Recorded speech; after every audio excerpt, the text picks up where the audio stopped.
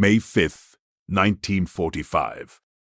Inside a hilltop castle in Austria, an American tank commander and a German army major were firing at the same enemy.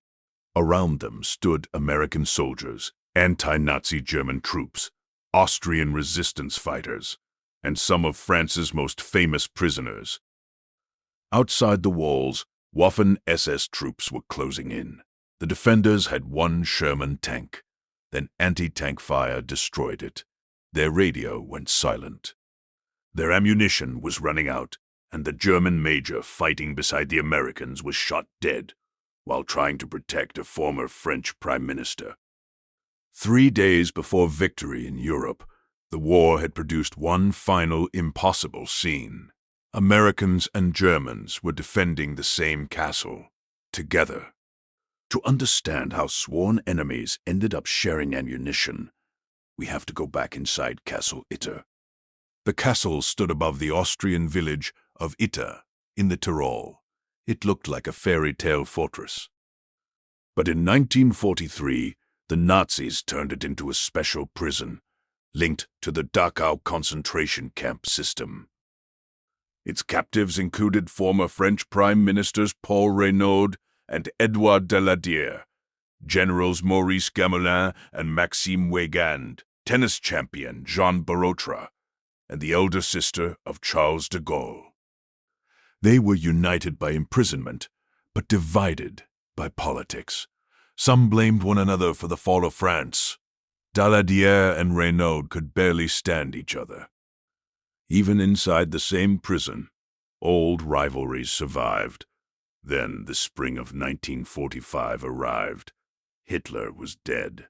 German forces were collapsing. American troops were moving through Austria, but collapse did not mean safety.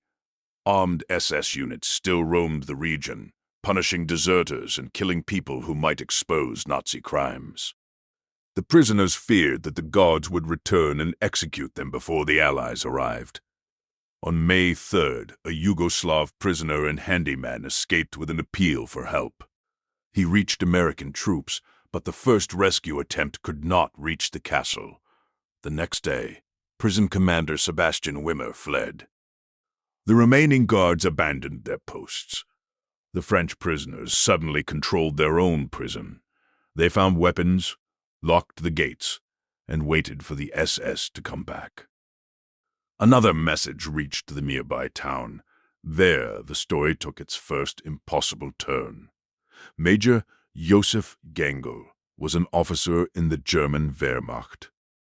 But in the final days of the war, he and several of his men had broken with the regime and begun cooperating with the Austrian resistance. Gangl had been protecting local civilians from fanatical units still carrying out executions. When he learned that the prisoners at Castle Itter were in danger, he knew his small group could not save them alone. So a German major climbed into a vehicle displaying a white flag and went looking for the United States Army. Near Kufstein, he found an American armored force led by First Lieutenant John Jack Lee, Jr. of the 12th Armored Division. Gangl surrendered. Then he asked the Americans to join him in rescuing French prisoners from the SS. Lee could have refused. The war was almost over. The castle was outside his immediate mission. The officer asking for help wore the enemy's uniform. But Lee decided to investigate. He moved toward Castle Itter with a small mixed force and one Sherman tank nicknamed Besotten Jenny. When they reached the castle, the prisoners were relieved. Then they saw the rescue force. A small group of Americans, a small group of German defectors, one tank, and a castle full of political prisoners who were supposed to stay out of the fighting. Lee inspected the position and understood the danger. The castle looked strong, but it was exposed to fire from the surrounding hills. He placed Besotten Jenny near the gate. American and German soldiers took positions along the walls. The French prisoners were ordered to remain inside. They ignored him. Former ministers, Generals and Jean Borotra, the aging tennis champion, armed themselves and joined the defense. The castle that had contained their arguments now forced them to depend on one another. During the night, SS patrols tested the defenses. At dawn on May 5th, the main attack began. Troops centered on the 17th SS Panzergrenadier Division opened fire. Machine gun rounds struck the walls. Shells tore through windows. The defenders answered from the battlements. American soldiers fired beside German soldiers. French generals carried weapons. Former political enemies passed ammunition to one another. The battle had reversed every familiar category. The German major was fighting the SS. The American lieutenant was relying on German troops. The prisoners were defending the prison.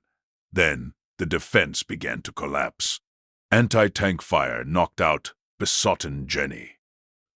The crew escaped, but the defenders lost their heaviest weapon and their radio. The attackers moved closer. Ammunition disappeared. Gangl saw Paul Reynaud exposed to enemy fire and moved to protect him. A shot killed Gangl. The man who had crossed the lines to save the prisoners died defending one of them. The defenders were pushed back toward the castle keep. Their tank was burning. Their radio was dead. Their ammunition was nearly gone. That was the lowest point. Then a 66-year-old tennis champion volunteered to run through the enemy lines. Jean Borotra had once been one of the greatest players in the world. Now he slipped out of the castle and raced down the mountain to find the approaching American relief force. The defenders held on. The SS prepared for the final assault. Then, at around 4 in the afternoon, engines rose from the valley. American reinforcements from the 142nd Infantry Regiment were approaching. Borotra had reached them and helped guide them toward the castle.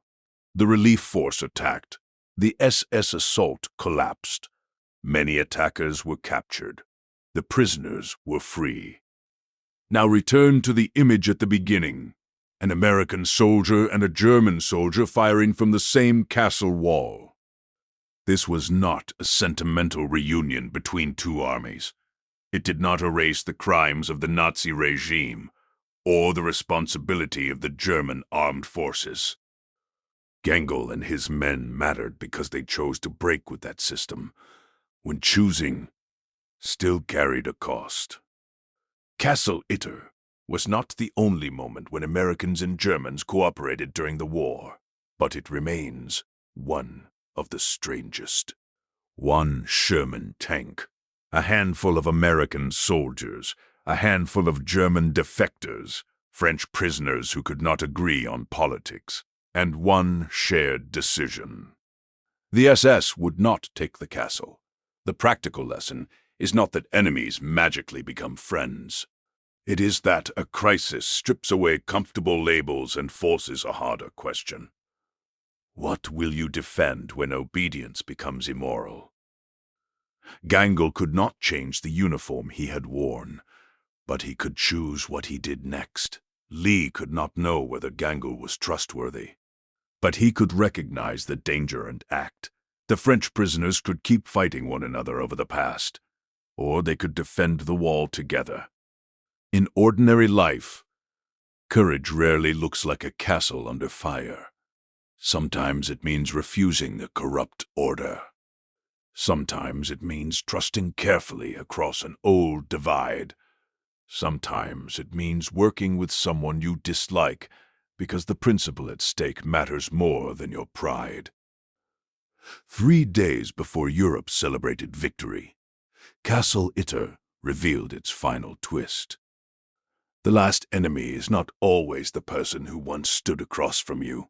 Sometimes it is the system that taught both of you never to question the side you were on.